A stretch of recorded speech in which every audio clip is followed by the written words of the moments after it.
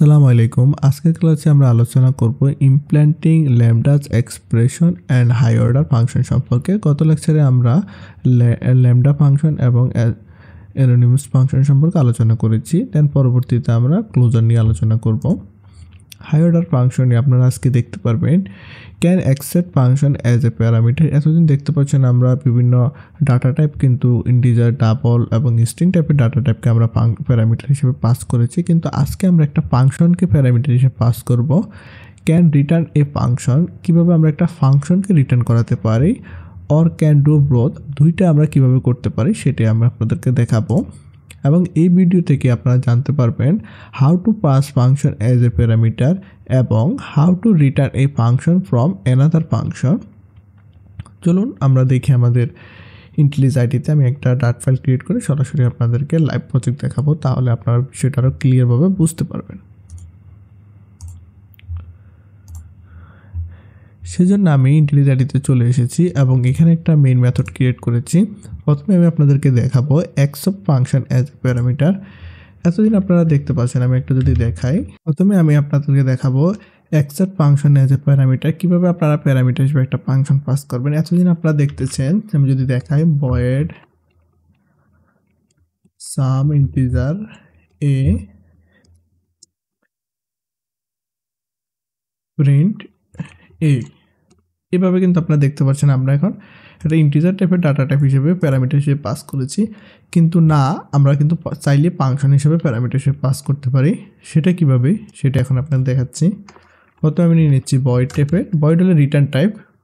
দেন আমি এখানে যদি যে কোনো একটা নাম দিতে পারি, আপনারা আপনাদের ইচ্ছা মতো এবং এক্স্যাক্টলি যেটা আপনাদের সাংগতিপূর্ণ একটা নাম দেবেন। আজে বাজে নাম দিলে পরে প্রোগ্রাম চিনতে অসুবিধা হবে। আমি এখানে দিয়ে দিচ্ছি সাম ফাংশন নামে আমি একটা দিয়ে দিচ্ছি। এখন সাম ফাংশন আমার কি করবে, সাম ফাংশনে আমি কি করব সেটা হলে আপ টু ইউ, কিন্তু এখানে আমি আপনাদেরকে দেখাবে যে একটা ফাংশন কিভাবে রিটার্ন করতে হয়। প্রথমে আমি এখানে দিয়ে নিচ্ছি স্ট্রিং টাইপের একটা মেসেজ নিয়ে নিচ্ছি, মেসেজ নামে একটা ভেরিয়েবল দিচ্ছি, এবং ফাংশন রিটার্ন করানোর জন্য প্যারামিটার হিসেবে ফাংশন পাস করার জন্য আমরা সবসময় ফাংশন ক্লাসটা ব্যবহার করব। ফাংশন এবং ফাংশনের একটা নাম দিতে হবে, আমি দিয়ে দিচ্ছি মাই ফাংশন।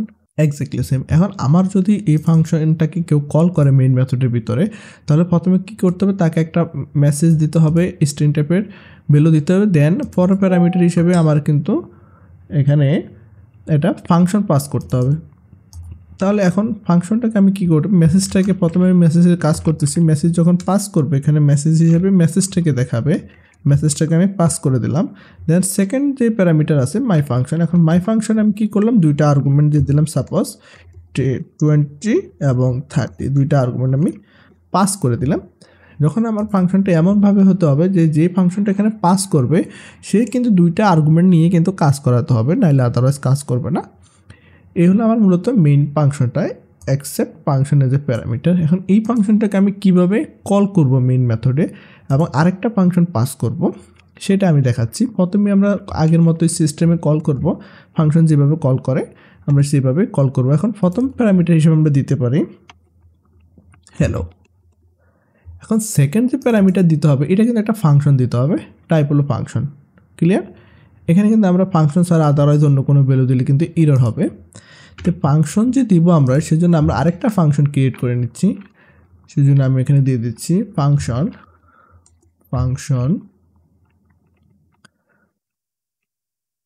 অ্যাড নাম্বার নামে একটা ফাংশন নিয়েছি, এবং আমার ফাংশনে থাকবে এ এবং বি নামে দুইটা প্যারামিটার। দেন আমি রিটার্ন করব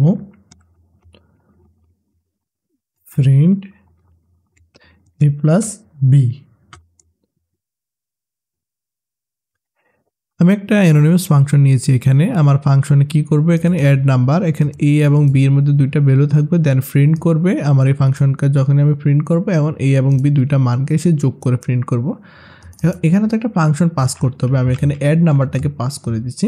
অ্যাড নাম্বারকে আমি যখনই পাস করলাম, এই অ্যাড নাম্বারটা প্রথমে কি হলো, কল করলো এই ফাংশনটাকে। দেখেন এটা ব্যাকএন্ডে যেভাবে কাজ করবে, প্রথমে এই ফাংশনটাকে কল করলো, এই ফাংশন এখানে আসলো, আসার পরে দেন দেখলো তার প্যারামিটার হিসেবে একটা স্ট্রিং মেসেজ দিতে হবে, একটা ফাংশন পাস করতে হবে।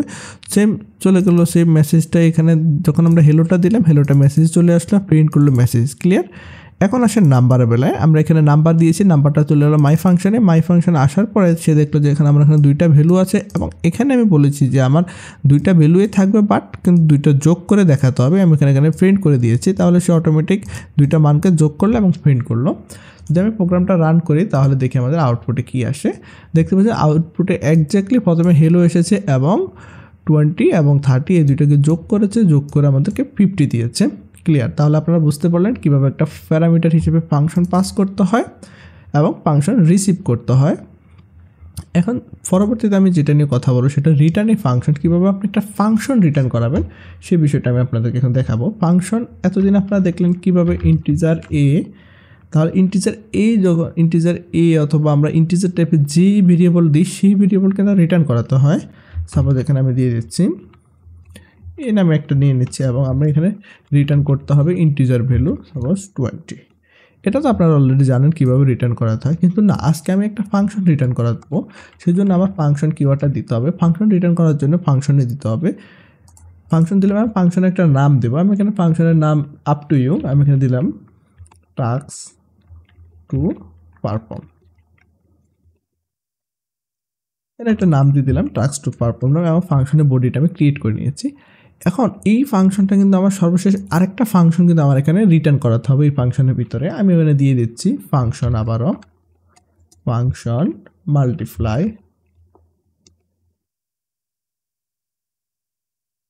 বাই 4, আমি এখানে একটা ফাংশনের নাম দিয়ে দিচ্ছি, এবং আমার এই ফাংশন হিসেবে প্যারামিটার হিসেবে সে রিসিভ করে ইন্টিজার যে কোনো একটা ভ্যালু সে রিসিভ করবে। দেন এই ভ্যালুটাকে আমি রিটার্ন করাবো। কীভাবে রিটার্ন করবো, 4 দ্বারা গুণ করে আমি এখানে রিটার্ন করবো। আমি দিয়ে দিচ্ছিলাম নাম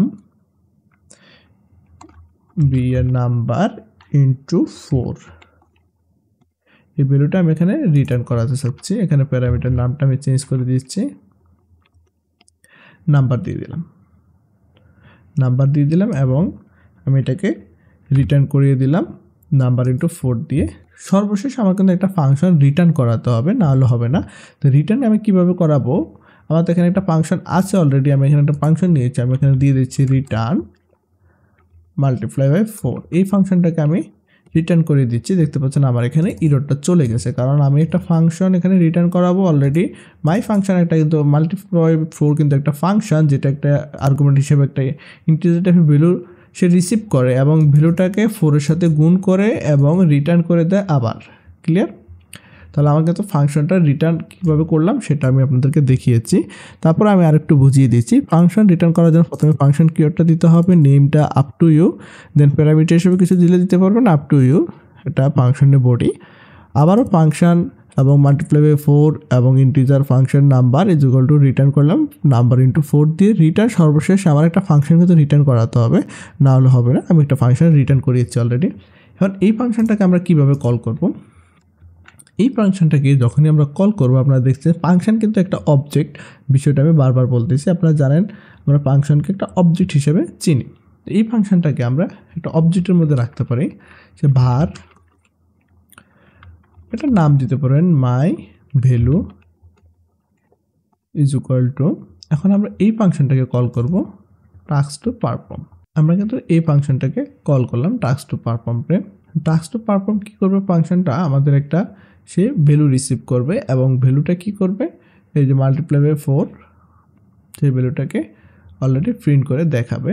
আমরা এখানে আবারও দিয়ে দিচ্ছি প্রিন্ট। এখন যদি আমি প্রোগ্রামটা রান করি, দেখতে পাচ্ছেন মাই ভ্যালুতে আমরা যে নাম্বারটা পাস করেছি 5 পাস করেছি, এই 5টা কোথায় আসলো, 5টা সরাসরি চলে আসলো মাল্টিপ্লাই বাই 4 এবং ইন্টিজার নাম্বার, এই নাম্বারে 5টা ঢুকে গেল। এখন নাম্বার এখানে বর্তমানে 5 আছে, ইন্টু 4, চারপাশে 20 রিটার্ন করলো একটা ফাংশন। এখন ফাংশনটা রিটার্ন করার সাথে সাথে ফাংশনটা আবার এখানে চলে আসলো, আসার পরে প্রিন্ট করলো, যখন ভ্যালুটা দিলাম 5 এবং দেখতে পাচ্ছেন 20 চলে আসলো। এক্স্যাক্টলি আমাদের ফাংশনটা কাজ করতেছে। তাহলে আপনারা বুঝতে পারলেন কিভাবে ফাংশন রিটার্ন করতে হয় এবং ফাংশন নিয়ে কাজ করতে হয়। আজকের ক্লাস এই পর্যন্তই, দেখা হবে নতুন কোনো ভিডিওতে।